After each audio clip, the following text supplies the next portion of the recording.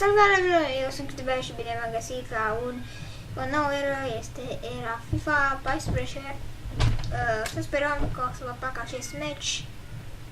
Joc Bayern München contra Borussia Dortmund. Nu trebuie ce să vedem acesta. Așa, că nu vreau să văd. Gata. Rusia a început. Mataia, Matician, așa. Oh, Müller, un atac foarte sperat, Müller,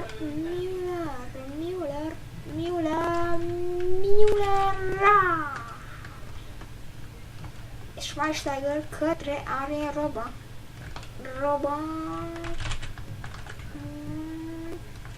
Alaba,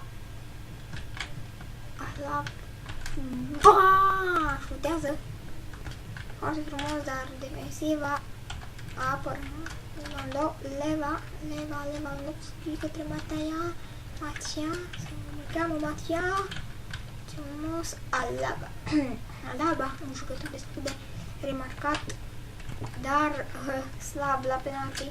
Ribery, un sprint imens, nu apucă să se ducă. Vedem.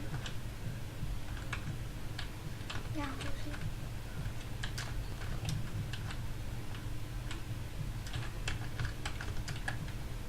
așa, Blaszczykowski, un dribble foarte șmecher, Blaszczykowski, a făcut Blaszczykowski, cum ai trecut, hai să vedem, Arjen Robben, Arjen Robben, se pornește sus, Arjen Robben, către Mandzukic,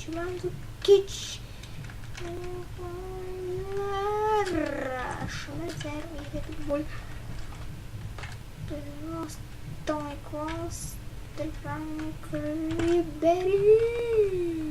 Ribery continuă, vinge acest gol! Frank Ribery înscrie minutul 20. Frank Ribery înscrie un gol minunat, frutează gol. Frank Ribery continuă și încet o bagă în poartă. N-a avut șansă Valdan Freier să apere. 1-0 pentru Bayern. Matean către Bender, niște drible în șmechere, Bender, Ribery fac Ribery, Ribery trece Ribery, totuși are centre bune, Ribery, what the fighter, Toni Kroos cu pieptul a încercat să o bage în poartă, incredibil, Celan și-a prins după golul lui Ribery, acest Bayern München.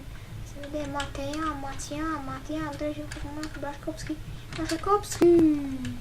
blocat, dar totuși continuă, Blaszczykowski către Lewandowski, Ivski, Gundogan, Neuer, apără, foarte frumos, Manuel Neuer, toate calitate bună,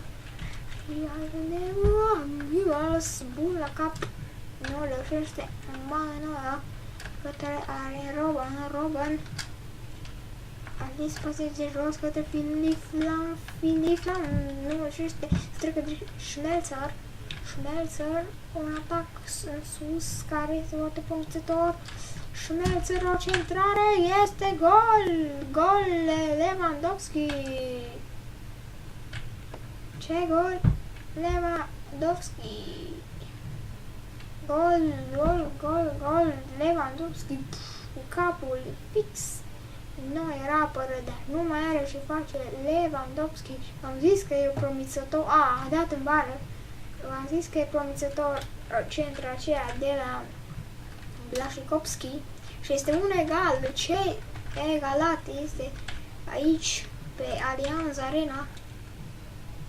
Robben, îmi pare rău că n-am pus de Halloween sau așa. Regere Robben și centrează Robben, gol! Toni Kroos scrie golul de conducere, Robben, o trecere spectaculoasă către Toni Kroos, care scrie foarte frumos la bară de jos, gol. Este 2-1 pentru Bayern. FC Bayern München. Să vedem Matian, trecere, Toni Kroos este acolo, Toni Kroos, nu știu ce e, dar Matian, Gundogan, trece șmecheră, Bender, nu mă apăseze corect că Schweinsteiger, care se complică un pic, Müller reușește totuși să scape de acolo de către alunecarea lui Royce. Să vedem, se pornește Arjen Robben, cam tare pentru Mandzukic, nu așa am vrut. Van Dijkfighter. Dar hai să vedem, Lewandowski de Van Dijkfighter. Așa, Bender. Îmi place de acest jucător Bender. Să fac o carieră cu Borussia. Lewandowski. Matian. Interceptează Lam. Frumos Filip Lam. Royce împiedicat de Arjen Robben. Royce pasează către Matian, adică Gundogan trece și este penalti pentru Borussia Dortmund, incredibil, Dante faultează urât, fault destul de urât și este penalti. Marco Royce poate să egaleze, Marco Royce ratează penaltiul, incredibil. Marco Royce. Și se termină prima repriză cu 1-0, incredibil, bară Marco Royce. Ce bară de Marco Royce, foarte frumos. Și Royce un jucător bun, dar nu la penalti. Trebuia să-l schimbe pe Leva, să fie acolo Leva care dă pentru că Lewandowski este mai bun. Deci hai să facem continuare. Așa, să înceapă a doua repriză.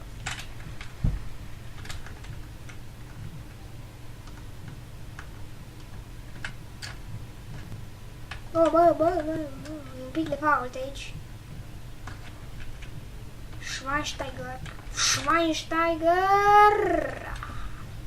Aldenfeider o prinde fără probleme șutul lui Schweinsteiger, care este totuși destul de bun. Hai să vedem Mandzukic, un dribling foarte frumos, Mandzukic, totul trece, Mandzukic, se împinge acolo! Foarte frumos, aude apărătorul, nu știu cine a fost acolo. Hai să vedem Matian se împinge către Royce, ratatorul de penaltiuri. Toni Kroos reușește Mandzukic, cred. Dante este totuși un fault. N-am văzut, a crezut de arbitru. Schweinsteiger, totuși Dante faultează destul de rău.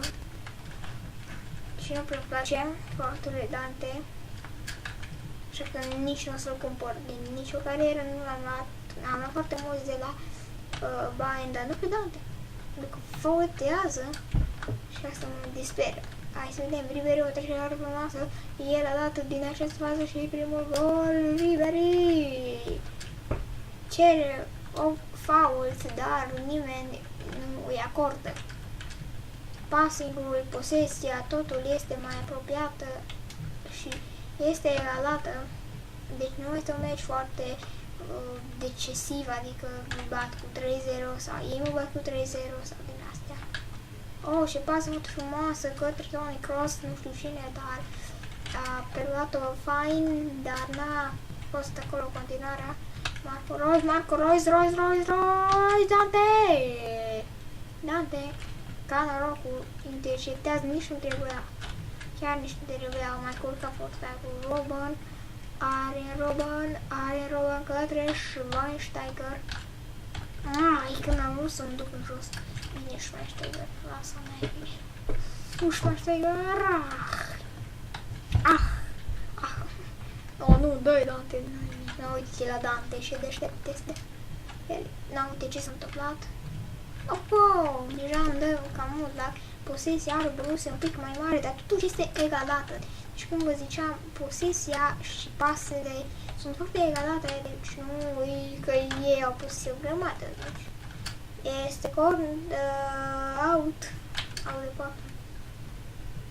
Se face un schimb, intră Shahin în locul lui Benda. Opa, am pus în greșeală. Dante. Tonica. Mandzukic nu mai reușește. Asta, man, trebuia să adun aici acolo. Hai să vedem, Alaba. Cum ziceam, Alaba este un jucător bun. Sau că nu știu, cred că nu l-am zis.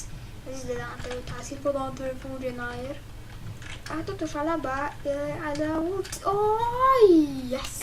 L-a avut Bayern de mai mult timp, Alaba nu prea l-a pus pe teren și nu de mult timp l-a descoperit ca și pe Boateng. Hai să vedem, Aubameyang intră în locul lui Bakhtiar sau ceva de genul. Schmelzer. Și el un jucător bun. O centrare destul de rută. Müller poate să scape contraatac. Müller, rotație foarte spectaculoasă. Müller urcă în sus. Müller. Așteaptă Müller către area Robben, care centrează din prima către Mandzukic. Este gol! 3-1. Este super gol de către Mandzukic. O scăpare foarte frumoasă de contraatac. Cine nu prea știe contraatacul să încerce pe asta. Deci asta e. După așa, da.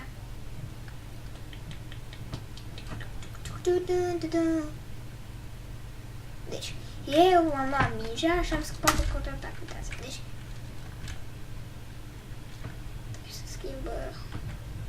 schimb cum era. Cum era înainte. Așa. Un pic.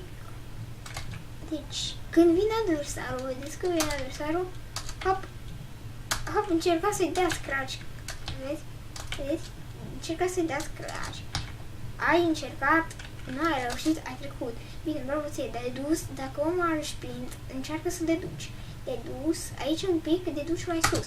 Și aștepți. Vedeți, aici, stați așa, aici uitați ce viteză de cal am avut. Și aici am dat un pic aici. Vedeți, am mai cetinit. Și aici am așteptat un pic să ușe Robben. I-am dat pas, încercat să dați pasa cât mai mult să fugă.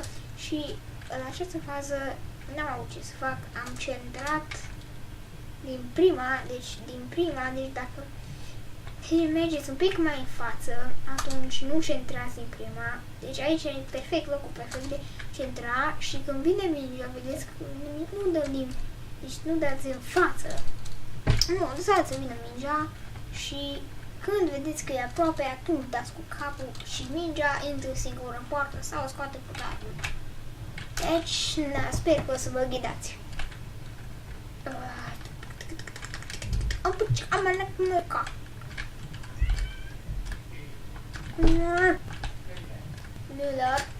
Müller, omul minune. Deci hai să încercăm ceva tactica în moment se face. Shit. Cine nu prea știut astea, acum o să știe. Nu știi. Geografie ăla.